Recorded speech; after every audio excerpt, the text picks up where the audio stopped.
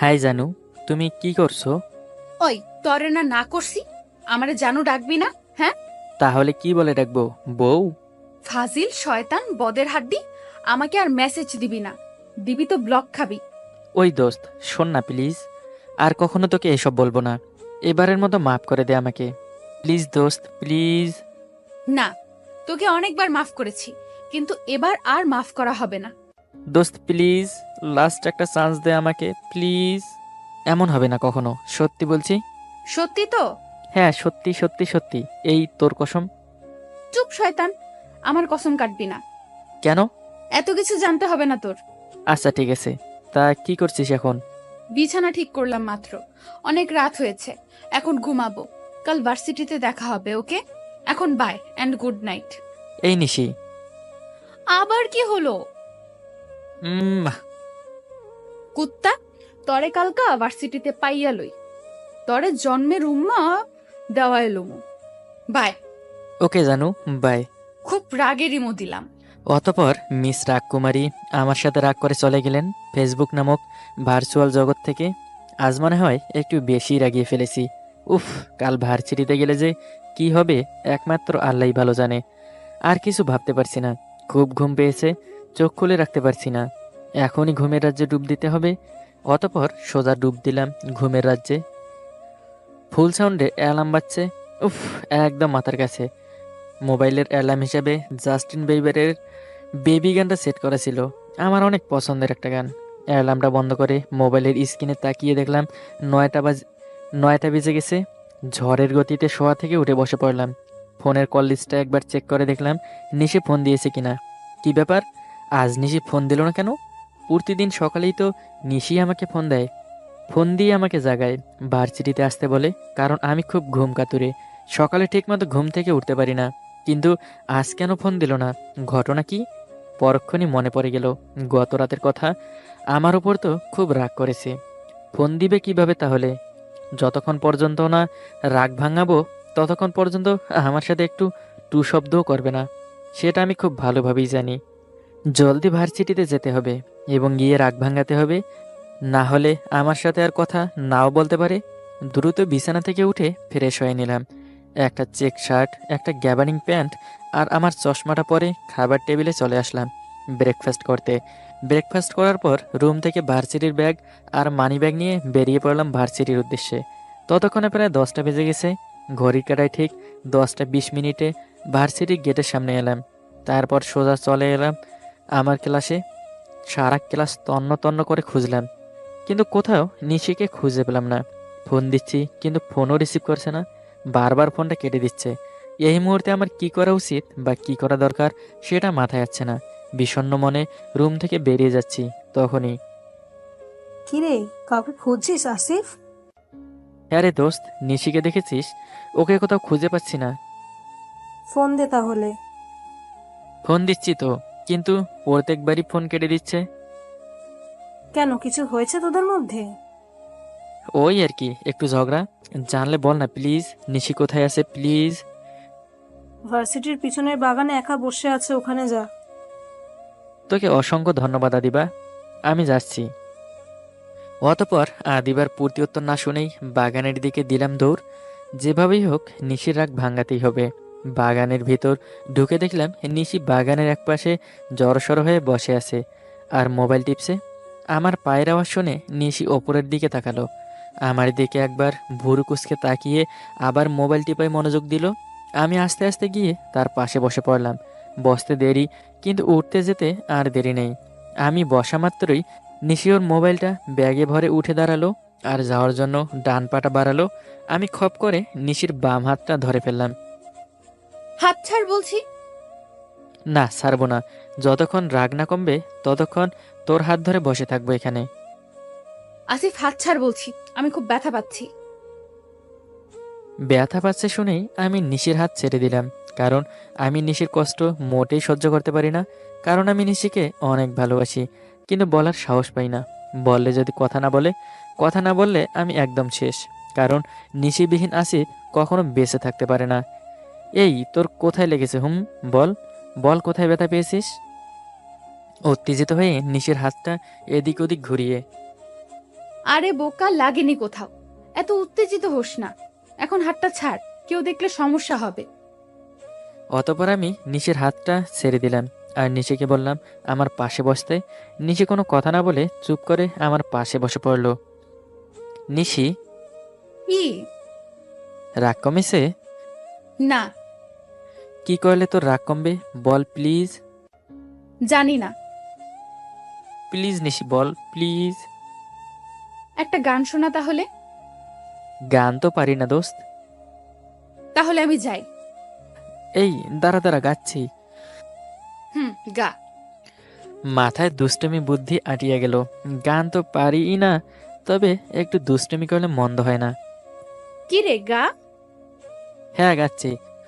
আমার হয়ে যা তুই, আমি তোর ঠোঁটের গোলাপি লিপস্টিক হয়ে যাব। কুত্তা, তুই কি বললি? আমার গোলাপি ঠোঁট লিপস্টিক হবি? আয়, তোকে হওয়াচ্ছি। বলেই নিশি আমাকে মারতে লাগলো। উফ, খুব ব্যথা লাগছে। ওই, আর মারিস না, ব্যথা লাগছে খুব। ব্যথা পাওয়ার জন্যই তো দিচ্ছি। বল, আর এমন করবি কিনা বল। এই কান ধরছি, আর কখনো এমন করব না, সত্যি বলছি। সত্যি তো? হ্যাঁ সত্যি রে নিশি। তারপর নিশি আমাকে ছেড়ে দিল। উফ, কি মারটাই না দিল, পিঠ খুব ব্যথা করছে। নিশি, রাগ কমেছে? হুম।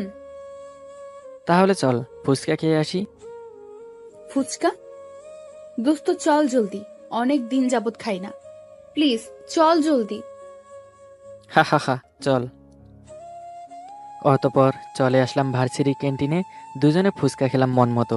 খাওয়া শেষে আমি বিল দিয়ে দিলাম। তারপর একটা রিক্সা নিলাম বাড়িতে যাওয়ার জন্য।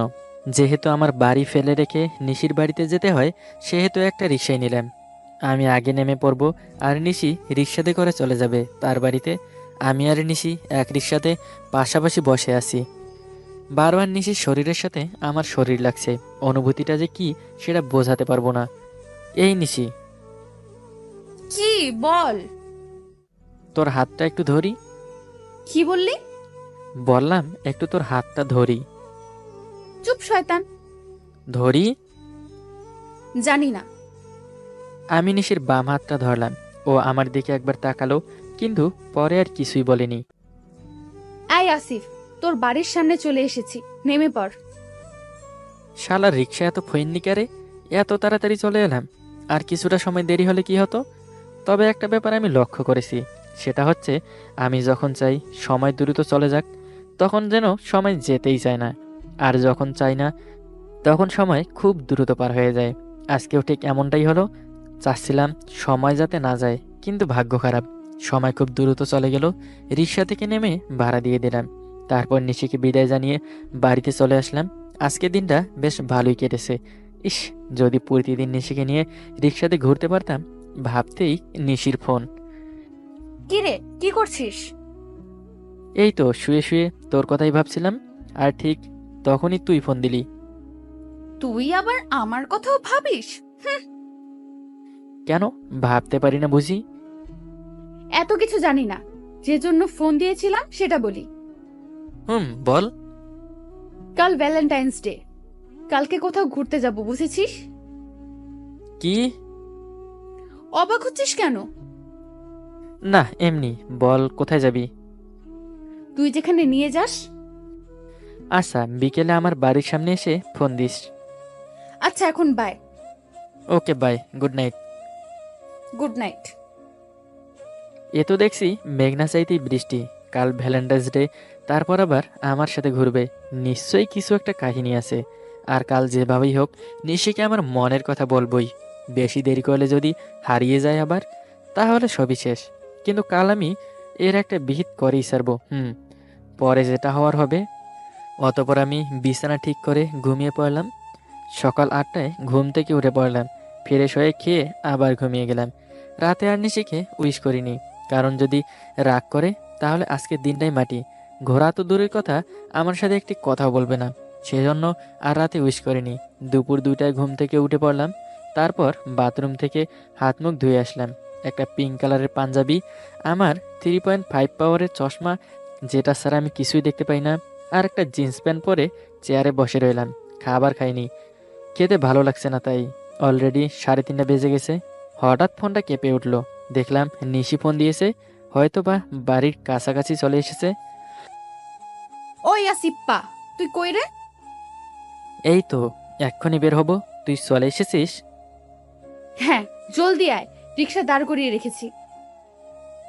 আচ্ছা আসছি। ফোনের লাইনটা কেটে মোবাইলটা পকেটে ঢুকিয়ে ঘর থেকে বেরিয়ে পড়লাম। গেটের সামনে এসে আমি তো অবাক।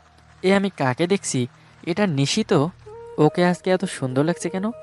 একটা কালো কালারের শাড়ি, হাতে কিছু কাচের চুড়ি, চোখে কাজল, ঠোঁটে সামান্য লিপস্টিক, সব মিলিয়ে নিশিকে অপরূপ মায়াবী লাগছে। আমি ঘরের মধ্যে পড়ে গেলাম। ওই, এভাবে ভ্যাবলার মতো তাকিয়ে থাকবি নাকি রিক্সাতে উঠবি? নিশির কথা শুনে বাস্তবে ফিরলাম। নিশির কথা শুনে রিক্সাওয়ালা মামা মিটি হাঁটছে। লজ্জাতে পড়ে গেলাম। আর কোনো কথা না বাড়িয়ে সোজা রিক্সাতে উঠে গেলাম। কোথায় যাবি? কি জানি, আমি তো জানি না। কোথায় যাবি বলতে বলছি কিন্তু। এই আস্তে কথা বল, সবাই শুনতে পাবে তো। কতক্ষণ ধরে বলছি কোথায় যাবি কোথায় যাবি, কথা কান দিয়ে যায় না? হ্যাঁ, নিশি প্লিজ আস্তে কথা বল। মামা, রমনা পার্কে নিয়ে চলেন তো। প্রায় আধ ঘন্টা পর রিক্সা রমনা পার্কের সামনে থামলো। রিক্সাওয়ালা মামার ভাড়া চুকিয়ে পার্কের ভেতরে প্রবেশ করলাম। পার্কের কোণার একটা বেঞ্চে গিয়ে আমি আর নিশি বসে পড়লাম। আশেপাশে অনেক কপতি, কারণ আজকে বিশ্ব ভালোবাসা দিবস। সবাই তাদের জিএফ নিয়ে ব্যস্ত, আর আমি চুপটি করে নিশের পাশে বসে আছি। একটা কোন আইসক্রিম নিয়ে আয় যা। একটাই নিয়ে আসবো। একটাই। আর কথা না বাড়িয়ে জলদি দোকান থেকে একটা কোন আইসক্রিম নিয়ে আসলাম। আইসক্রিমটা ওর হাতে দিলাম। নিশি কোনো কথা না বলে চুপ করে আইসক্রিমটা নিয়ে খেতে শুরু করলো। আমি ওর খাওয়া দেখছি। কিরে, খাবি? না, তুই খা। যেভাবে তাকিয়ে আছিস আমার পেট তো ব্যথা করবে। আচ্ছা, আর তাকাবো না। রাগ করে না ছোট বাবু, এই নাও এক কামড় খাও। না, খাবো না। না খেলে কথা বলবো না আর। থাক থাক, রাগ করতে হবে না আর। দে, খাচ্ছি। নিশি আমাকে আইসক্রিমটা দিল, আর আমি একটা কামড় খেয়েই আইসক্রিমটা আবার নিশির হাতে দিয়ে দিলাম। কিরে, আইসক্রিম যে জায়গাতে আমার লিপস্টিক ভরেছিল তুই ওই জায়গাটাই খেলি? ইয়ে, না মানে। নিশি আর কোনো কথা না বলে আবার আইসক্রিম খাওয়াতে মনোযোগ দিল। আসলে কাজটা আমি ইচ্ছে করেই করেছি। নিশি, তোকে কিছু বলার ছিল আমার। আমি বয়রা না, বুঝেছিস? কান খোলা আছে, বলতে থাক। মজা করিস না, আমি কথাগুলো সিরিয়াসলি বলবো তোকে। বল, সিরিয়াসলি নেব। এই 5 বছর যাবত আমি তোকে শুধু একটা কথাই বলার জন্য সুযোগ খুঁজছিলাম। আজকে সুযোগটা পেয়েছি, তাই আজকে কথাটা বলতে চাই। 5 বছর যাবত অপেক্ষা করছিস? কি কথা, জলদি বল, খুব জানতে ইচ্ছে করছে। সেই ক্লাস 8 থেকে আমি তোকে পছন্দ করি। তোকে ছাড়া আমি অসম্পূর্ণ। আমি তোকে ভালোবাসি নিশি। কথাটা শোনার পর নিশি আমার দিকে অগ্নিদৃষ্টিতে তাকিয়ে আছে। আমি খুব ভয় পাচ্ছি নিশির তাকানো দেখে। কি বললি তুই? না, আজকে আমি আর ভয় পাই না তোকে। আমি যা বলেছি সত্যি বলেছি। কি বলেছিস আবার বলতো? আমি তোকে ভালোবাসি নিশি। প্লিজ নিশি, আমাকে ফিরিয়ে দিস না প্লিজ। আচ্ছা, কবে থেকে আমাকে ভালোবাসিস? সেই ক্লাস 8 থেকেই। তাহলে এতদিন বলিসনি কেন? খুব ভয় পেতাম তোকে, তাই কখনো বলার সাহস হয়ে ওঠেনি। আচ্ছা নিশি, আমরা সেই ক্লাস 1 থেকে একসাথে পড়ছি। এত বছর আমার প্রতি তোর একটুও অনুভূতি জাগেনি? আচ্ছা আসিফ, একটা কথা বলতো, তোকে ছাড়া আমি কখনো কোনো ছেলের সাথে কথা বলেছি? না, বলিসনি। তোকে ছাড়া আর কোনো ছেলের সাথে মিশেছি কখনো? না। আচ্ছা, ওই দিন রিক্সাতে যে তুই আমার হাত ধরেছিলিস, তখন কি আমি তোকে বলেছিলাম যে কেন আমার হাত ধরলি? না, বলিসনি। এত কিছু ঘটে গেল আমাদের মধ্যে, তবুও কি তুই কিছু আন্দাজ করতে পারছিস না? তুই শুধু আমার উপরের রাগটাই দেখলি, আমার ভেতরে কি বলে তুই সেটা বুঝলি না কখনো। মানে, তুইও কি আমাকে ভালোবাসিস? জানি না, নিশির এমন উত্তরে আমি যেন বোকা বনে চলে গেলাম। বুঝেছি, ওকে এখনই প্রপোজ করতে হবে, না হলে পরে সমস্যায় পড়তে হবে। সাথে সাথে এক দৌড়, একেবারে গেটের সামনে চলে আসলাম। এক দৌড়ে 150 টাকা দিয়ে একটা গোলাপ ফুল কিনলাম। গোলাপটা কিনে আবার এক দৌড়ে নিশির কাছে চলে আসলাম। নিশি এতক্ষণ আমার কার্যকলাপ দেখছিল আর মুখে হাত চেপে হাঁটছিল। নিশির সামনে এসেই হাঁটু গেড়ে বসে বসে বললাম, নিশি, তুমি কি আমার রাত্রির আম্মু হবে? নিশি কিছুক্ষণ আমার দিকে তাকিয়ে রইল, হঠাৎ আমার কলারটা চেপে বলল, রাত্রি কে বল, বলতেছি, না হলে এখন তোকে মেরেই ফেলবো। বল ভালো থাকতে। আরে আরে, আমাদের ভবিষ্যৎ মেয়ের নাম রাখবো রাত্রি। কলারটা স্যার, নিশি প্লিজ। হুম। এখন তুমি কি আমার রাত্রির আম্মু হতে চাও? তুমি যদি বানাতে চাও তাহলে আমি হতে চাই, আমার আপত্তি নেই। আই লাভ ইউ নিশি। হুম, আমিও। আমিও মানে? আমি যেটা বললাম তুমি সেটা বলো। না, আমি বলতে পারবো না, আমার লজ্জা লাগে। না, তোমাকে বলতেই হবে। চোখটা বন্ধ করে বলে ফেলো। অতঃপর নিশি চোখ বন্ধ করে ফেললো। I love you too Asif. এই, এবার চোখটা খোলো। হুম, খুলেছি। এই নিশি, তোমাকে একবার জড়িয়ে ধরি। এখানে, তাও আবার এই পাবলিক প্লেসে? আমার বউ। আমার বউকে আমি জড়িয়ে ধরবো না তো আর কে ধরবে? বউ? বউ। ইস রে, শখ কত! এই যে স্যার, এখন আপনার বউ হইনি, বুঝলেন? যখন হব তখন জড়িয়ে ধরবেন, কেমন? উফ, এত বছর অপেক্ষা করতে হবে? উফ। জি স্যার। ওই, চল চল, ফুচকা খাবো, প্লিজ চল। ওকে, আচ্ছা চল। তারপর দুজন উঠে দাঁড়ালাম ফুচকা খাওয়ার জন্য। পরন্ত বিকেলে আমরা দুজন পাশাপাশি হাঁটছি। নিশির হাতটা আমার হাতে। সারা জীবন ঠিক এভাবেই নিশির হাতটা ধরে রাখতে চাই। নিশির হাতটা আর কখনো ছাড়তে চাই না, কখনো না। গল্পটি কেমন লাগলো কমেন্টে জানিয়ে দেবেন। আর হ্যাঁ, আপনারা আমাদের চ্যানেলটি সাবস্ক্রাইব করেন না। আসলেই কি আমাদের গল্পগুলি একটুও ভালো লাগে না? যদি গল্পগুলো একটুও ভালো লেগে থাকে তাহলে চ্যানেলটি সাবস্ক্রাইব করে আমাদের পাশেই থাকুন।